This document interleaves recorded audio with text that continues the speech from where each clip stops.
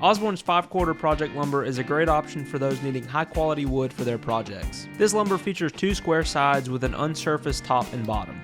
These boards can be used to create solid wood panels for furniture or various other DIY tasks. To mill your 5/4 lumber, start by cutting it to its rough length using a miter saw or circular saw. When creating panels, it's recommended to leave the boards slightly oversized at about 1/8 of an inch to help with glue-ups.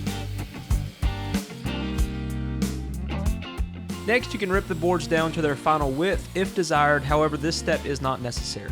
Osborne's 5/4 project lumber comes in at 6 inches wide and is ready to be used at that width when it ships to you.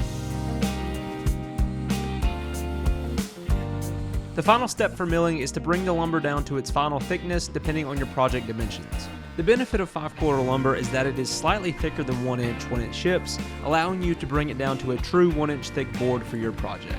For this process, you will need access to a thickness planer or joiner since the boards are unsurfaced on the top and bottom sides. If you don't have access to these tools in your shop, you can check out Osborne's 4x1 True Stock lumber, which is square on all 4 sides. Just be sure to adjust your project dimensions accordingly. Once the boards are milled, you can now glue them into larger panels for various parts in your build.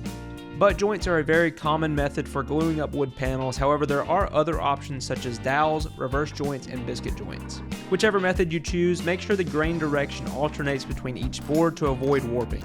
It's also recommended to add an additional clamp across the top of the panel to avoid warping while drying. Once your panels are dry, you can sand them to 150 grit and use them in your various projects. If you're interested in checking out the 5/4 lumber from Osborne, be sure to check out the links in the description below.